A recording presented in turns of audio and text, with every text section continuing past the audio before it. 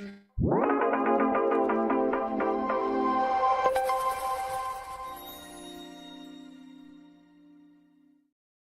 everybody, it's Tommy and you are on the Lifeboat. What's happening? Jane Aldrich, good to see you. Kristen Melinda, what's happening? Hey Diane, Sandy, Wendy, Roberta, glad you're here. Barbara Aldrich, Tommy Bird, what's happening, man? Here you're getting ready to take a vacay. I love that, man. I love that you're doing that as a family. Honestly, that's as cool as it gets. I'd be excited about that too. It's worth getting fired up about. Yeah, vacations with families are freaking awesome. So we got some updates on stuff that we're going to talk about, but I have a very interesting subject, man. I have a really, Caroline in Canada, good to see you. Hey, Valerie, what's happening? This is a very interesting, hold on a second, who do we got there? Leon Rose? Hey, welcome to the boat, first live. Good to see you, the Bohemian Luciferian Witch. Glad that you're here. So we're going to be talking today about this is a really hot subject right now in the United States of America. And I had absolutely no idea when I went out the other night and went to that bodega. Just what a hot subject this THCa is. Now, I did a bit of a deep dive. This could probably be something that I could deep dive for months. Like, this is a damn rabbit hole. I don't think you would believe. Hello. Glad you're here. Hold on. Check this out. Got a little fire going? Huh? Tell me you don't love that. Got a little fire burning at the back. Very comfy. It suits me. I like that little warmth at the back. So let me tell you where we're at on this thing. A farm bill passed in 2018. Now this Farm Bill Act was unusual in that it gave a whole lot broader definition of what the word hemp means. Because there are two industries, right? There's the cannabis industry that is selling the flowers and the extracts from the plant for its psychoactive ingredient, delta-9 tetrahydrocannabinol. So that's what people are buying in dispensaries. Then you have the other part of it. Hey, Sammy Sue. Then you have the other part of the industry, which is like the textile part and the homeopathic part, where people make CBD oil and stuff like that. And these are huge billion-dollar industries. The textile one is like $16 to $17 billion or something. Tons of money. But this isn't technically THC. This is what's called tetrahydrocannabinolic acid. So this is kind of a precursor to the chemical in marijuana that gets you baked, the psychoactive ingredient. This is kind of a precursor to it. And it is carboxylized, I believe is what they say. If I'm screwing up that word, someone will probably put it in the comments either now or after the show to help me out with it. I'm new to this subject. But what it comes down to is this. When they test this stuff, it has to be less than 3% delta-9 tetrahydrocannabinol. Right? If it tests less than 3% delta-9 tetrahydrocannabinol, it is hemp. Now, if it tests over that, it is cannabis, and it has to be sold through a dispensary, and only in states that you can legally buy the stuff. Now, here's what's odd.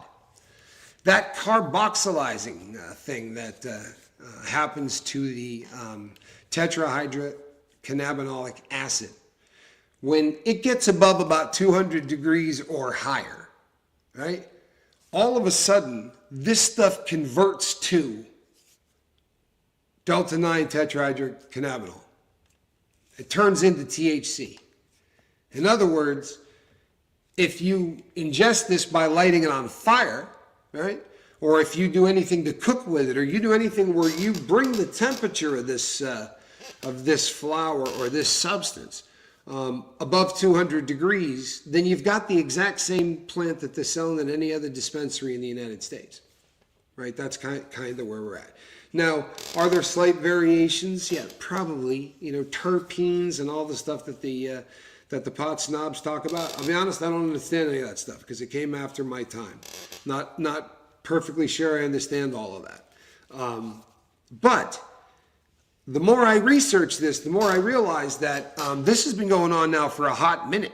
And there have been people that are trying to shut this down because you may not know this, but there may be a dispensary in your town, even if you don't think you have a dispensary. Now, the product isn't Delta 8. That is a very different product, and it's one that we've talked about here on the Lifeboat before. Delta 8 is just one of the cannabinoids that comes from marijuana. No big deal. Honestly, it shouldn't be. The problem is, how the hell do you get it out of the plant? And my understanding is that the chemical process, Mittens 1970, good to see you, KP in Arizona, how are you? My understanding is that the process of extracting that stuff uses some pretty heavy chemicals. One of the nice things about this THCa is that there are no, they pull this stuff out of the ground, they dry it, and people smoke it. It's the same concept as the normal stuff. Unicorn Love, good to see you. Now, although this stuff is no longer illegal, right? That farm bill makes this stuff legal under hemp. It is being sold all over the country as hemp, advertised as THCa flower or whatever. Now, you would have to check with your local state because some states have already passed laws to say we don't want THCa flower being sold in our state. So I did a little research on that because I thought to myself, well, here's some people that don't want anyone getting intoxicated. And you know how I feel about that. I think they ought to stay out of everybody's lives. I think drugs ought to be legal. And I think that, especially over 3 or 4 generations, we would be in a much better position. As kids watch adults make mistakes, honestly. And I know this because my substance of choice was one that I bought in the hood. Right? I used to pick up in some of the tougher towns wherever I lived because that's kind of where you would score the stuff that I was buying. And it was amazing to me how 12 and 13-year-olds, I would say, hey, have you seen so-and-so? And they would say, oh, man, that guy's a hophead, right? I don't care about him. I don't know where he is. 12 and 13-year-olds who understood the concept that this grown man had a habit and what that meant. Now, it's not pretty, but I'll tell you what, it certainly makes people think before they walk down the same path. And very often, our kids grow up in little insulated bubbles, and parents don't talk to them about things like chemicals, right? We allow them to do that down at the high school. Let the DARE program do that. Well, they're gone, but, you know, my generation. Actually, I missed DARE. I was the pre-DARE generation. DARE came just after I graduated high school. It was already out, but they didn't have their network together to get out to every school. DARE was an abject failure because what they tried to do was sell propaganda to your kids. They tried to tell them things that were not true. And this is a heinous mistake when talking to kids about chemicals. I've told this story many times on the boat before, but believe it or not, I'm not that old either. I promise you I'm not. But believe it or not, when I was a kid, they showed Reefer Madness to us when I was in middle school, like, so it's at 7th and 8th grade. They showed us Reefer Madness. And if you've ever seen the propaganda film Reefer Madness, you probably saw it as a comedy, right? You and your friends got together and probably got high and watched it. And it's a very, very funny film if viewed through the eye of 2025. And you go, oh man, that's so funny that anybody would have bought this crap, right? But if you show it to kids, and they did, like, and if you've ever seen the film, you know, these guys go crazy over, you know, they smoke a couple of reefers and one guy jumps out a window and a guy gets a pistol and, you know, he passes out from smoking too much grass and they end up pinning a murder on him. It's an absolutely horrific tale that just is supposed to scare the crap out of you about this weed. They might sneak it into your cigarette, right? You won't even know that you're doing it. Really, really kind of, I don't know, over the top, right? Wildly over the top. And then here's what happens, right? I had a friend named Lurch. And Lurch was already smoking this stuff all the time, right? I think he probably came out of the womb smoking it. About the time I met him, he already had a weed habit. But he smoked a lot of it. And all of the stuff that they were telling us about weed sure as hell wasn't happening to him. And you start going, you know what? I don't know, man. I smell BS. And then you end up experimenting with it. And, you know, the big joke was somebody would hit it and go, oh, and start freaking out like they did in Reefer Madness. It became a joke. It became a running joke. So when that white powder, the Bolivian marching powder, hit my school, and I grew up in the 80s, right? So there was a lot of it around, man. I was in Miami. Vice was on TV. Like, blow was something that everybody was talking about. It was kind of a big deal. So when it hit my high school, and it did, we used to see how much we could do. Like we would make mazes, right? Like a square that just kept getting smaller and smaller until it got to the middle. And we'd hand somebody the straw and go, let's see who can do the biggest. Because when they told us that stuff could kill you, we didn't believe them anymore. We already saw what the hell they said about weed, and that was absolute and utter BS, right? Just BS. But when I was 17 years old, there was a National Basketball Association draft pick who was going to play at Boston. He was going to be a Celtic. And the night they signed him, you get a fat ass check when you sign with these. That first signing check is just massive. They get a ton of money. And he partied with it. He went out and bought some blow and went out with some friends of his from high school and blew up his heart. And it had a very different effect on us than the Reefer Madness film did, right? When they came on the news and said, this, 19 or 20-year-old stud, like this is a healthy dude. But when Elias overdosed, it changed how we did that substance. And we didn't need any teacher or any cop to show up at the school and tell us about it. Because there was some real life crap that just happened.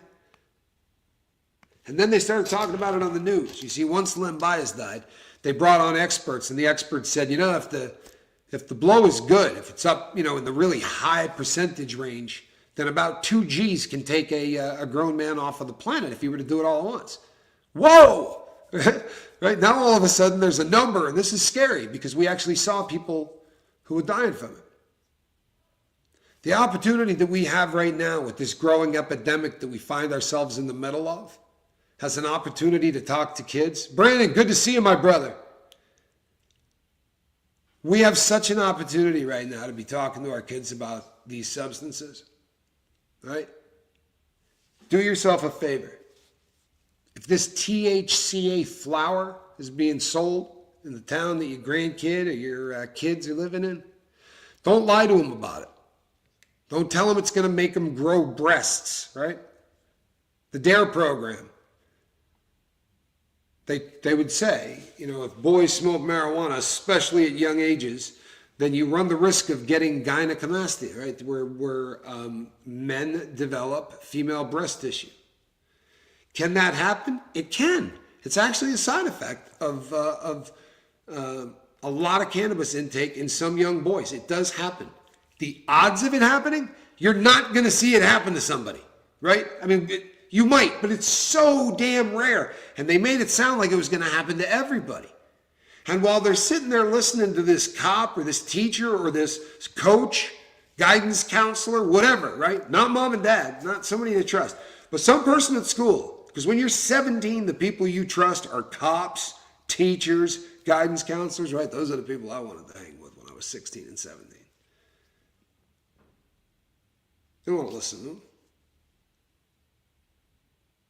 But they're in there telling you you're going to grow boobs, and the guys in the class are laughing their asses off because they got a quarter-ounce of weed in their pocket, right? And then that becomes the running joke for 2 months. And you're looking at the guy next to you going, hey, man, you better back off. You look like you need an A cup already. Remember all the stuff that they did to us in the 80s? Do you remember all those great ads? This is your brain. This is your brain on drugs. It's your brain on drugs with a side order of bacon and toast. All of that stuff that came out of there. The most important thing that you could ever talk to your kid about today, hands down, is that the drug supply in our country will kill you. Right? It will kill you. And if they tell you it's something, that doesn't mean it's that thing. We've had so many cases of people, right? We've had so many cases of people who have been bumped off, having no idea that, they're going out to buy blow. Why that? How would there be fent and blow? Like, if you're a person who's done a lot of that substance, your mind's not going to maybe they would cut this with fent. They're going to put a pain medication into a stimulant like blow. Why would that make sense? Well, because they're trying to enslave people and they're trying to kill them. There's no other explanation. If your product kills your end user, you drop the strength of it.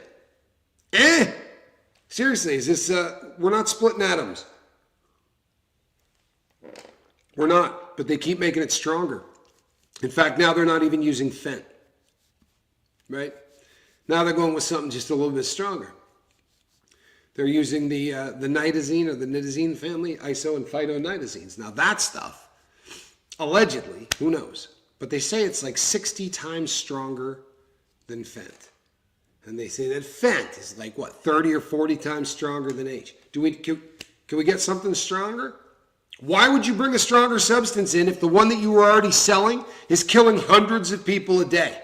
If it was the number one cause of death in the country that you're trying to move your product into, number one cause of death, you're killing off your customer base. Does that make any sense? It doesn't take a ton of market research. It's not like the whole world isn't talking about the growing epidemic that we are in the middle of. If you take all the wars we fought in our country and taken all of the people that died, this epidemic has taken more people out. Well, food for thought. Your kid, your grandkid, your brother, your sister, your mom, your dad, everybody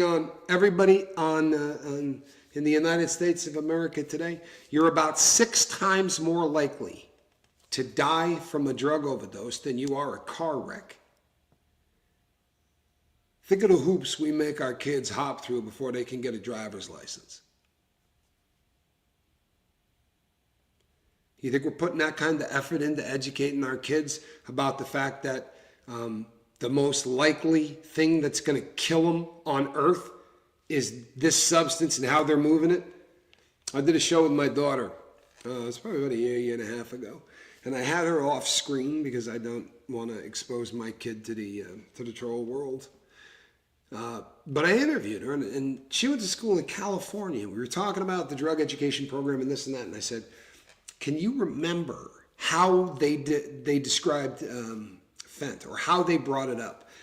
When they were talking to you about it, was it one of those things that they tried to scare the hell out of you, or was it more, kind of an info-based kind of a thing? And she said, you are the only person that has ever talked to me about fentanyl in my life.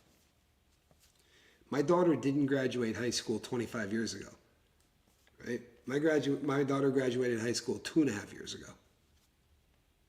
In California, where this growing epidemic is probably, this is one of the states that you really see it. And they didn't bother, which is hysterically funny, because the amount of money that our government has put aside for education about this stuff, read the bills, right? Massive amounts of money have been put up to educate our kids about this stuff. I don't know where that cash is going. And the sad thing is this, it's probably not being wasted. It's probably sitting in an account, right?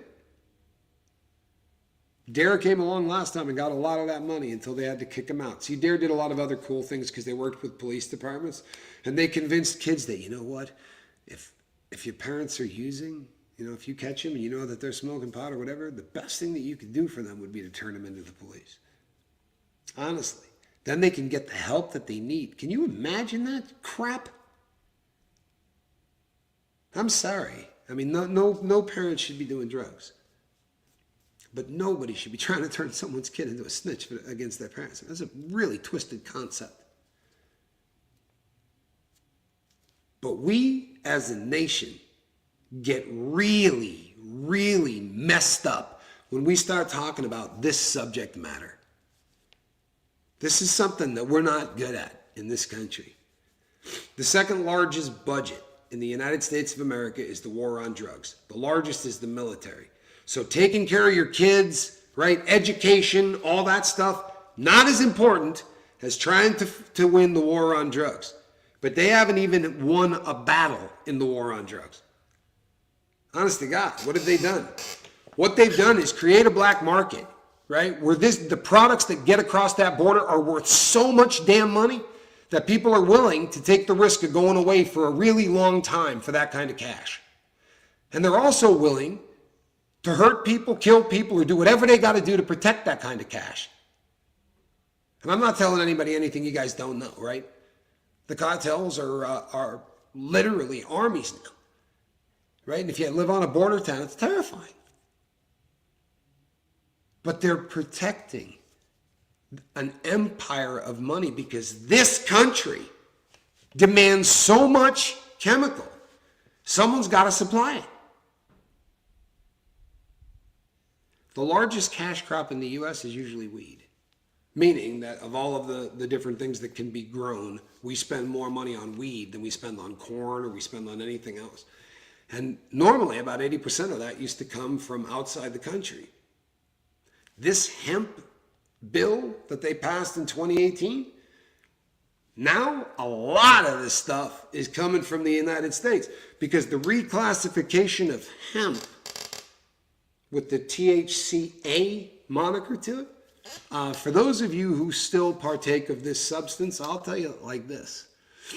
I promise you couldn't tell the difference between a nugget of Granddaddy Perps if you bought it at a dispensary and a nugget of Granddaddy Perps if you bought it at a THCa dispensary.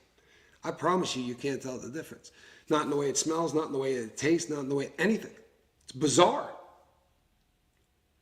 But this loophole, my understanding from the research that I've done is they're going to keep it open until at least next year because on the 21st of December they passed an extension, extend the farm bill at least one more year. So for those people who have asked me a million times what I take to go to sleep, I take a combination, right, of the psychoactive ingredient in cannabis, right, or in hemp this time, right, the THCa, and then the other is like a CBN, and they put it in a 2-to-1 ratio, so it would be like 30 grams of one and 15 grams of another kind of thing, and it's an indica strain, and it's designed to knock me out.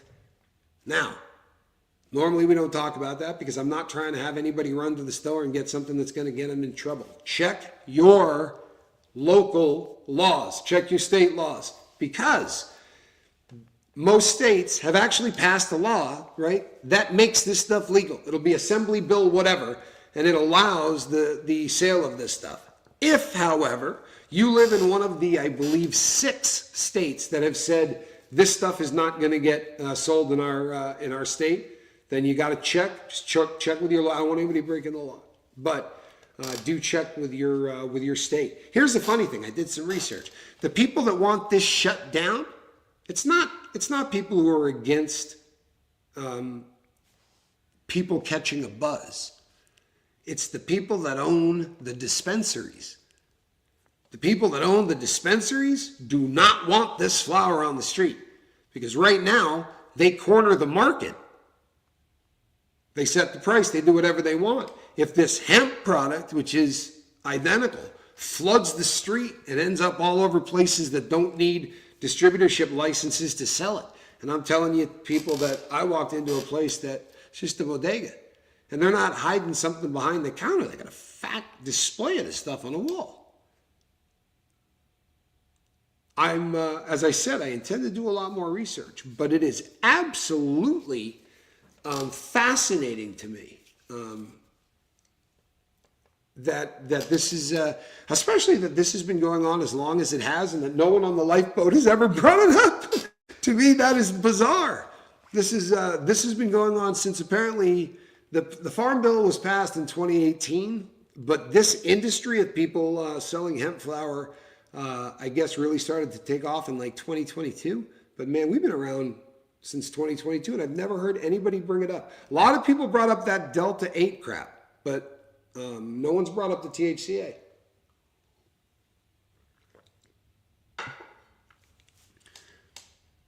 Let's see, who do we got? Ann from Massachusetts, good to see you. Renee B, where are you at currently? You know what, Renee B? Do you mean like what state that I'm in?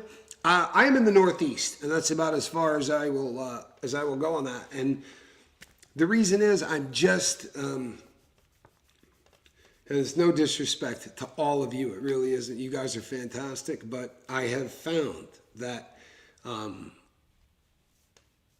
allowing people to get into to know too much about my life means that if the group ever decides that they hate me, they're going to go after my friends, right?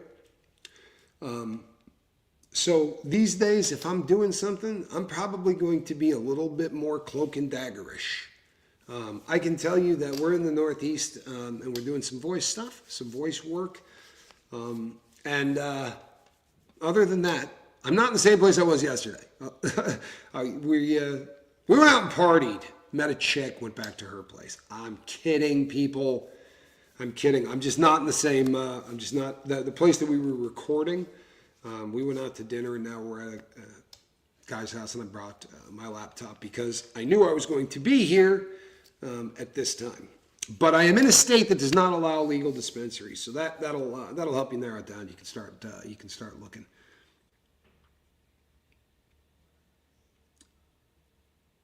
And Renee B, I love you and I trust you, so I apologize, but it's just, you know what? I'll keep it real with you people. There are people that have done stuff that is so foul you can't wrap your brain around it. People who wrote to the BOP and said, there's a guy in there that did time with, right, me, said his nickname is this is what his first name is, because I was dumb enough to say my best friend's first name on this channel on multiple occasions, and it's a fairly unique one.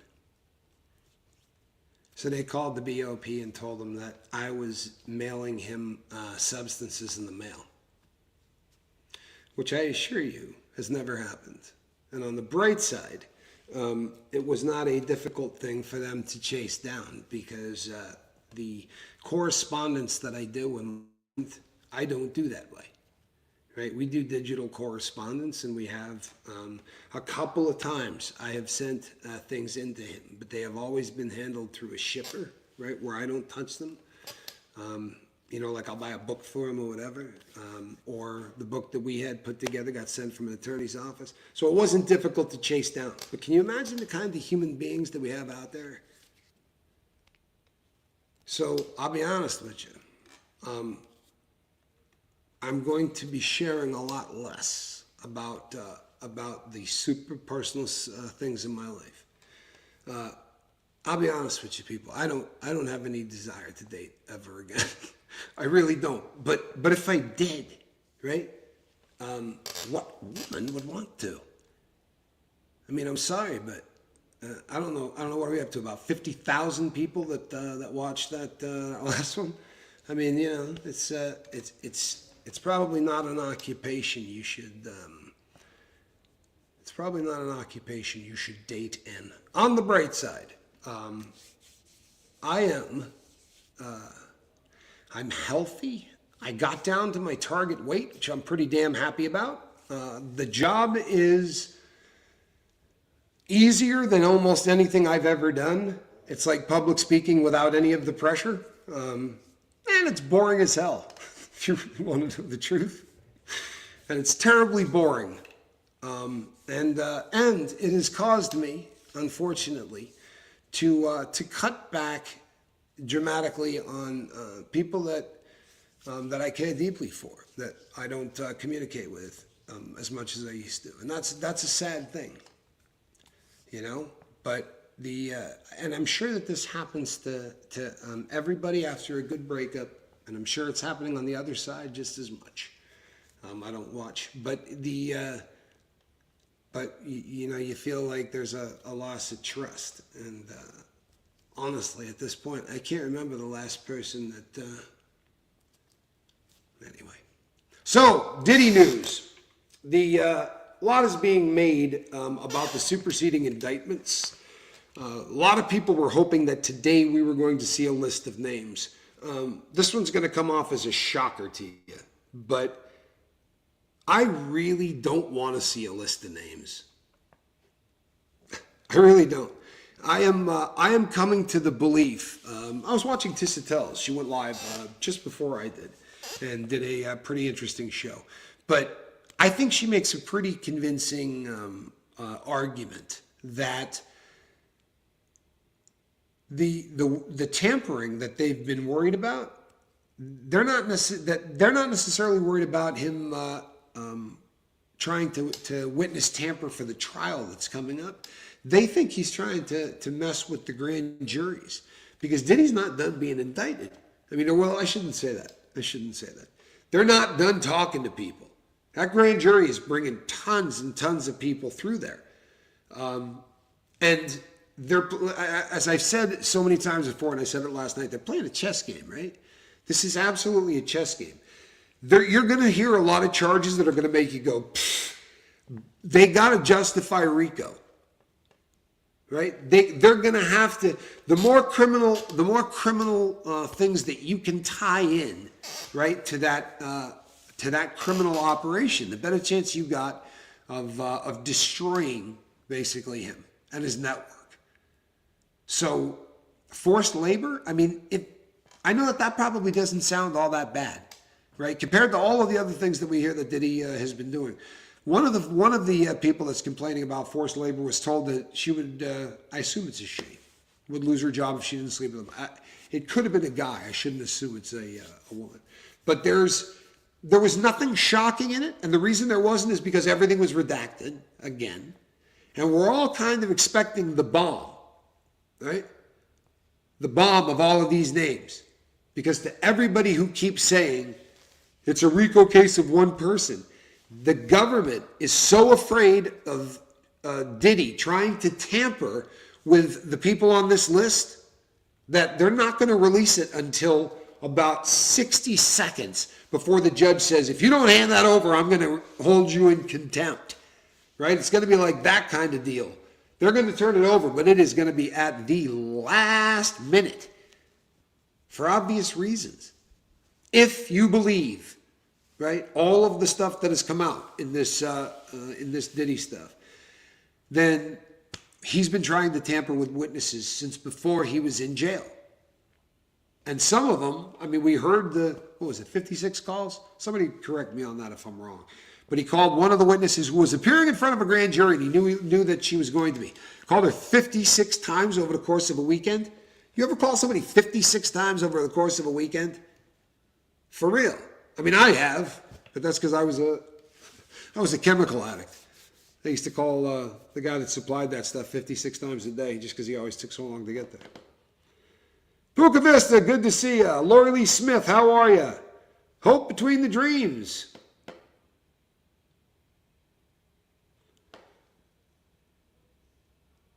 Yeah, no, you're right. And you know what? That sucks. It sucks, but it's true. Things definitely feel different everywhere. Even what we thought of as safe places aren't. The world's going nuts. Yeah, you know what? And I agree with you. But I got some good news. This isn't the first time that we've gone through this. It's the fourth. I mean, it's not good news for Tommy, right? This is a standard operating procedure around here for me, though, right? This is what happens. There is a segment of, and I'm not blaming, by the way, this has got nothing to do with my ex. I swear to God, I'm not talking about it. Nothing to do with my ex. But there is a segment of people on YouTube who literally live, right, for drama. And they get little posses together and they pick people and they do everything they can to destroy their lives. And for them, it's filling a need. Do you understand? Nobody does something for nothing. Ever. You say, well, no, it's not true, Tommy. People go down and volunteer at soup kitchens, right? They do that for free. No, they don't. They do it because you get an unbelievable release of chemicals when you do servitude. It is something that is absolutely amazing for you. If you want to really feel good, volunteering is fantastic. No, everything we do, we get a result from. And those people that do the hate thing, it's filling a need. It absolutely is. What the hell that need is, God help them, I don't know. But I feel for them because it can't be anything good. Right? When I was a kid, the THC was much lower. What do you think about the levels being so high now? I'll tell you what, Renee B. It's funny that you say that because I had this conversation with somebody today. The problem that I have with dispensary weed, the reason that I do the gummy route is because it is considerably more predictable. Now, the exception to that is I also like the little cartridges, and I will buy those. But I think I'm probably going to phase out of that. In other words, they're all really, really strong. So what you end up having to do, when we were in high school, so when I was in high school, class of 88, I think that they said that most of the stuff that we were getting was bricked and it was coming from another country, right? And could be green or it could be brown, but it came in bricks. That brick stuff was anywhere between like 7 to 10% THC. And that's what we were dealing with. Now, even the strains that are not particularly potent are, 17 to 20. And some of the stuff that they sell is up, 30, 33.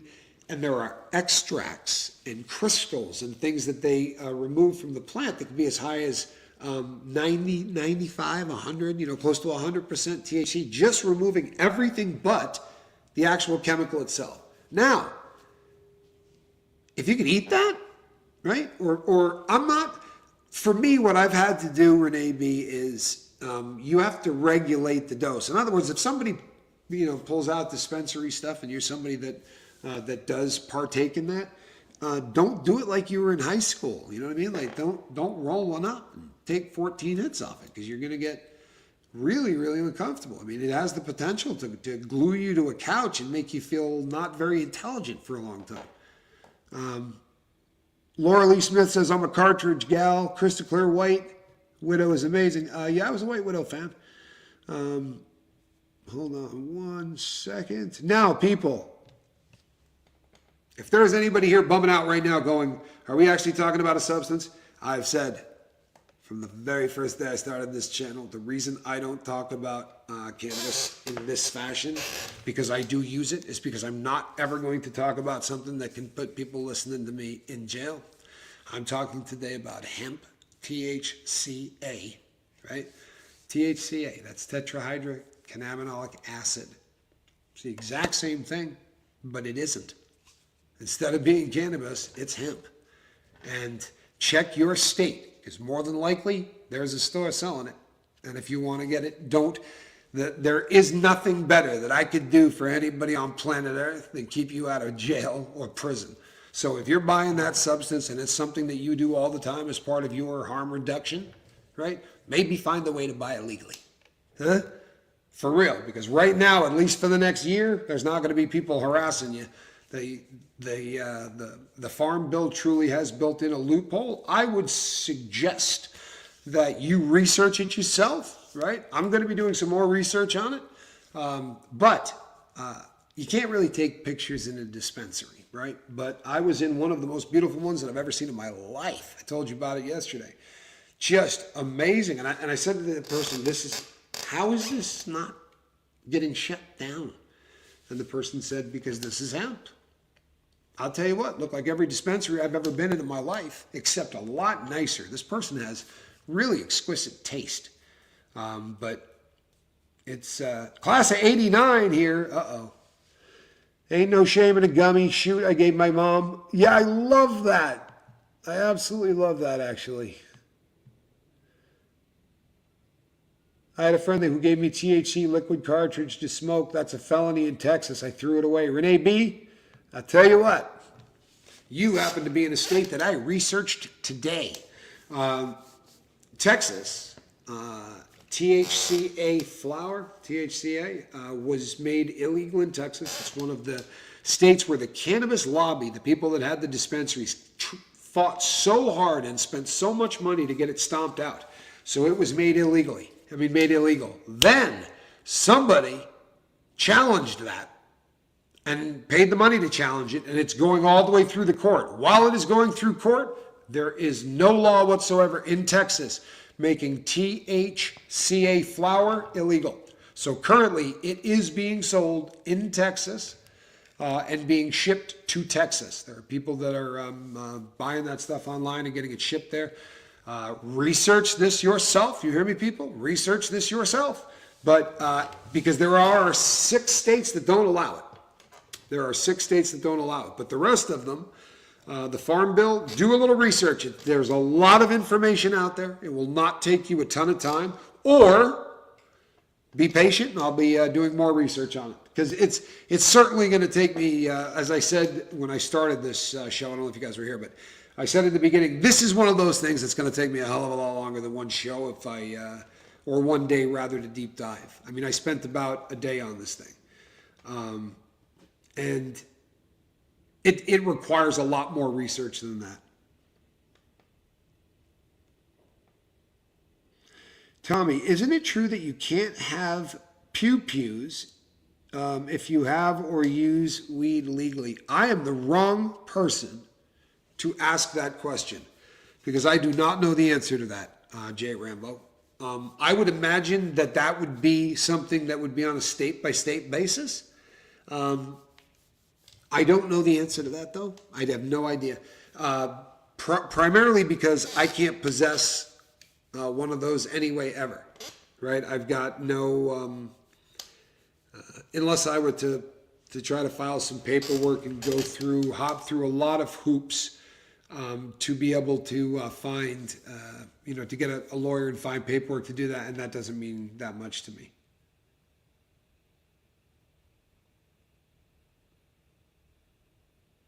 Lisa, always good to hear folks who struggle with sleep to find their niche. Sleep continues to elude me. I am so sorry to hear that. I really am.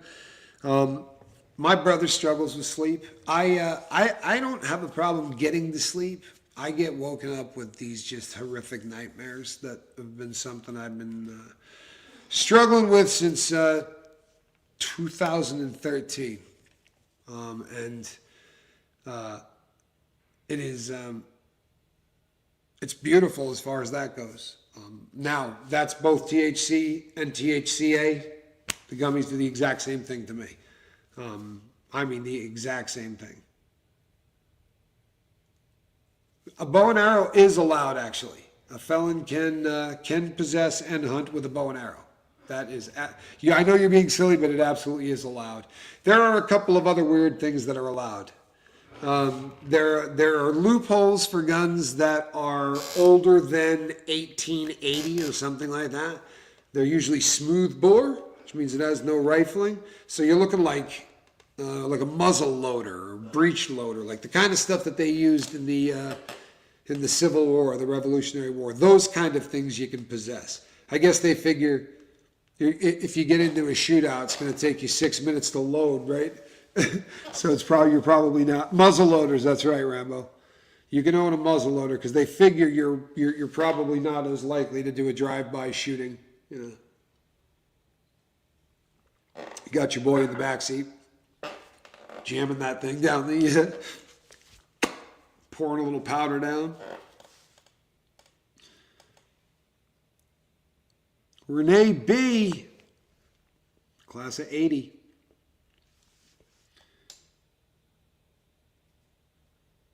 Valerie graduated in 2003. Says definitely a lot of pregnant girls and dropouts. Yeah, tough. I don't know if I told you guys, but 88 and 89 have a really bad reputation. A really, really bad reputation. I only ever take benzos if I have an MRI. You know what? It's funny that you say that, Krista Melinda. You're talking about you don't want to go in the tube? I don't like that either. And I usually have them give me enough of it to knock me out. Wake me up when that thing is done.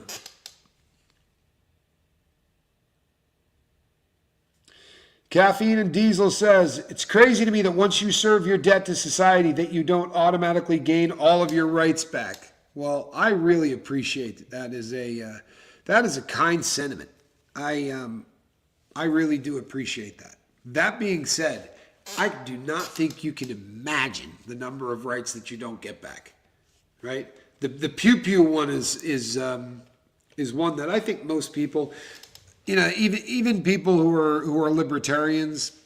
I mean, you know, it's me we're talking about, and I have demonstrated in the past that I've been known to fracture a couple of laws. I'm not completely bent out of shape that they don't think I should have a firearm anymore. But I will say this. There are places I can't live, right?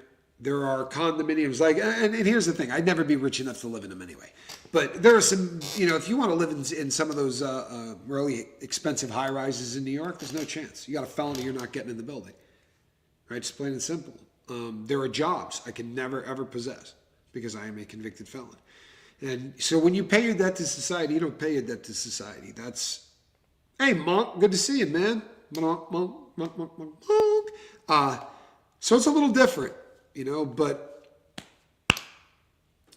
I did put myself into those situations. You know what I mean? I wasn't at universities and churches when they rounded me up to take me to prison.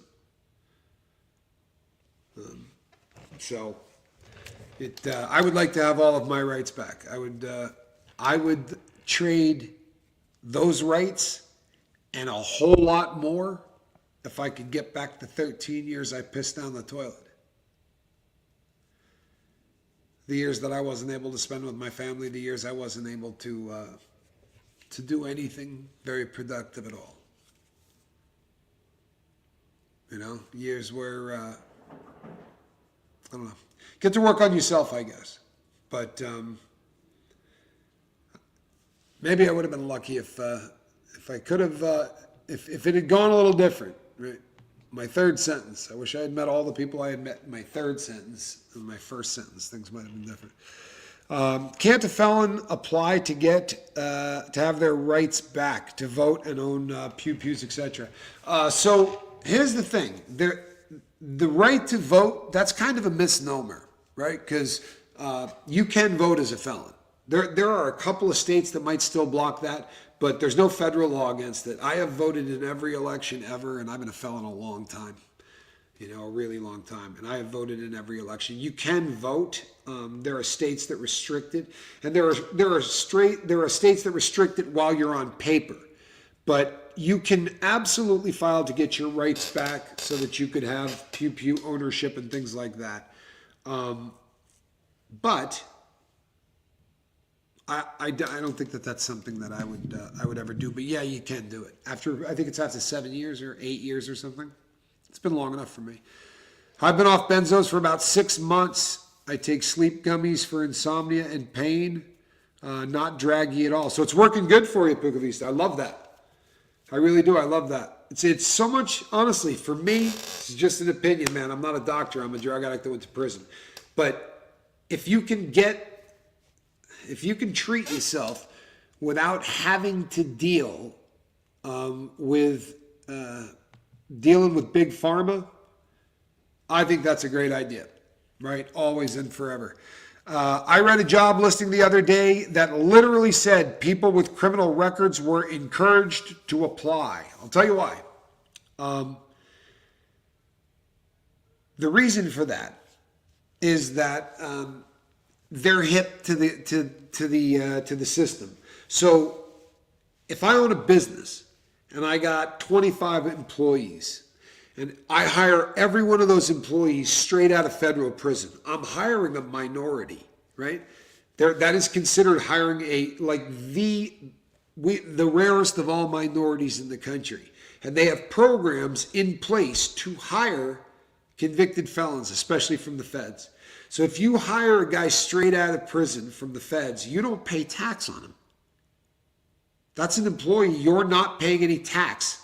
So if you hire somebody else off the street, you got to pay FICA and all that other stuff. They're going to waive that for the first 2 years that I work for you, depending on state. Maybe it's the first year in some states, but usually it's the first 2 years.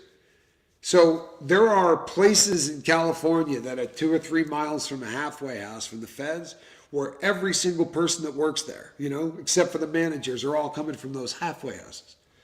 So they're never paying tax on any of them, because those people leave and they replace them with new ones as the halfway house leaves. So there are a lot of companies out there that are playing that game and adding a lot of money to their bottom line. Sadly, if you get hired at a job that you really love, there's a good chance they're going to fire you at the end of 2 years so they can put somebody else in there and get the same thing. Jay Rambo, that is crazy, isn't it?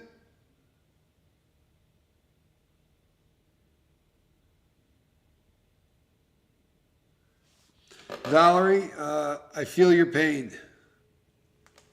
By the way, Valerie says, recently I was held involuntarily, and it's drastically different from prison, but man, while I was in there, I was going crazy, more crazy than I was to get there. I was thinking about prison and Tommy. You know what, Valerie, I get it. I get it. And I'll tell you something.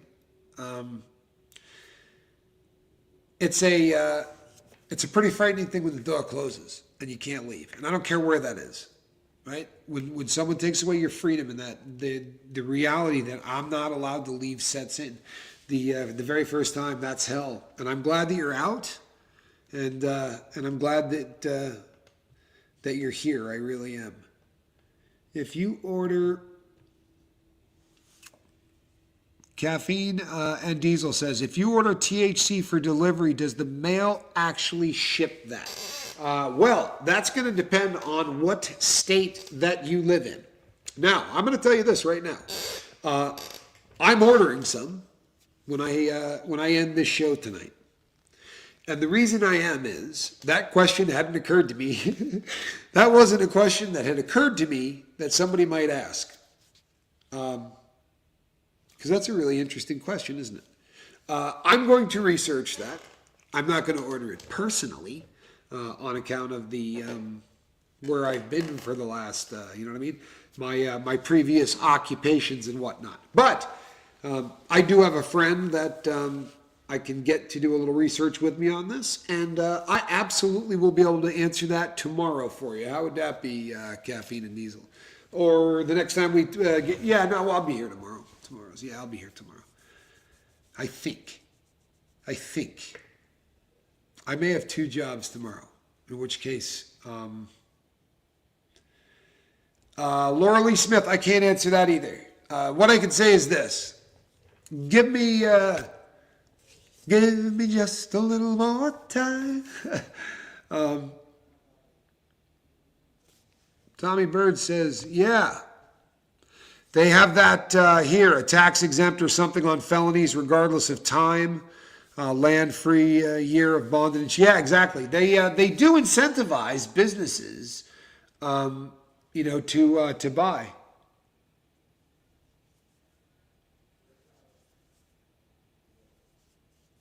Renee B, I did the same thing you did. I have voluntarily admitted myself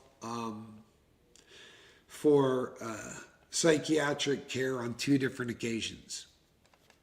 Once because I was having I don't know what you call it. I guess I was having a nervous breakdown. I'm not 100% sure how to say it other than that, but I was having a nervous breakdown. And the only other time I went because I knew I was going to get high. I was trying so hard to remain sober. This isn't part of this run. This is when I got out of prison, not this time, but the previous time.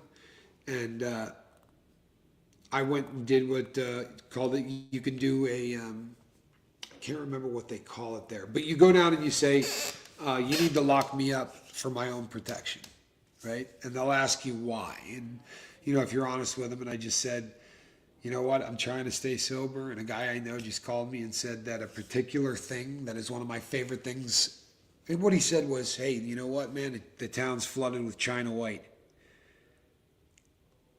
Right? Yeah. So I said, maybe you could keep me locked up just till the weekend is over, huh? What do you think? Is that a shot? Yeah, I'll tell you what, Caffeine and Diesel, and everyone else who asks questions. I promise you, if you come back tomorrow, I'll be able to answer those. You like it when I break in the song? You know what? I do it a lot in real life. It would probably really get on your nerves if you were nearby me, Sammy. So, yeah, I do it a lot in real life. I think it would probably drive you nuts. But it's sad that there aren't enough rehabs and psych facilities. You're right. It absolutely is. It is. It is. It's terrible. It's terrible. And it's terrible because the money's there for it. Honestly. The money gets allocated all of the time for this kind of stuff.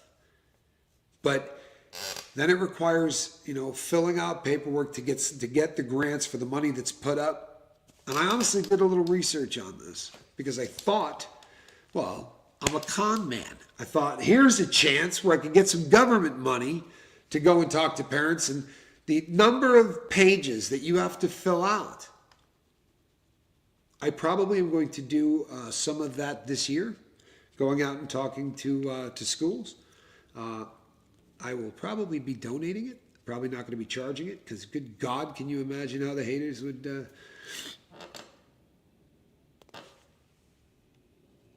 Hey, you know something? Look, you're Caffeine and Diesel. I don't know if you've been here before, but listen, you're on the right channel. This is, for lack of a better way to put it, a harm reduction channel. And my only problem with the use of hemp in any of its forms is the fact that they can lock people up for it. I've done time, a decent amount of it. And I've done time with people who were locked up there for plants, right? Who were locked up in there for selling a plant. In fact, I knew a bunch of people that were in there for selling substances that grow naturally, right? That can get you high. And the only reason that those substances are illegal is because people wanted to get rich. I'll be really honest with you. I don't badmouth substances. I really don't. I'll tell you which ones I think will kill you or whatever. But if I had to badmouth one, boy, man, I'm not a fan of alcohol, right? Honestly.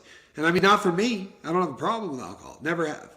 Right? I can drink 2 beers and enjoy them and then not drink again for 2 months. And then like it just never really been all that big a deal. But there are a lot of people that really struggle with it, and they sell it every 8 feet.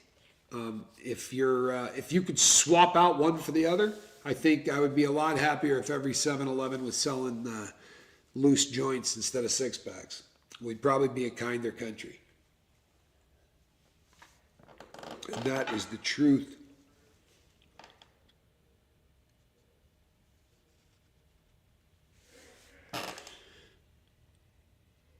I've never once met a person who smokes who wrecked their life from it. Moderation is the key, obviously. No, you know something? You don't run into a lot of... Renee B? Yeah. Reach out to me. Give me some information. And I would be absolutely happy to write to your son. I would be happy to do that. And I've done it with other people in the past. And you know what? About half of the time, people write back, right? About half of the time, people write back. But even if they don't, I would be more than happy to do that. It's nice to get one. My most recent bender, I got alcohol delivered to my house within 15 minutes, says Valerie 102. You know, does it make any sense that they can deliver that poison to your house? Renee B, K2 is the worst substance on earth, right? Stay away. That K2 crap, listen, make no mistake, that's not what I'm talking about. The stuff that we researched tonight, this is a plant that's got no chemicals on it. They pick it up, they dry it, they sell it. It's just like every other thing you did in high school, except way stronger. But that's just because all green has gotten stronger. It's just the way it is, man. You know, it just has gotten that way. All right, people, it's getting a little late here, and you know. All right, I gotta get rolling. Tons of stuff to do tomorrow, but thank you for spending time with me. I don't think you guys have any idea how much you mean to me, and I mean that. The support, and the emails and the love. There are days that it's pretty easy to lose your hope and your faith in humanity. That's no shit. You know, you find out your friend is under investigation because people are writing letters trying to keep him in prison because he's friends with me.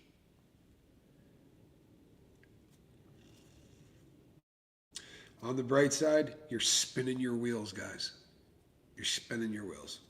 You're not getting any traction. Between now and the next time I see you, try to reduce a little harm in your life or in somebody else's. All right? We'll see you on the next one. God bless, and make no mistake, you all look beautiful. Good night.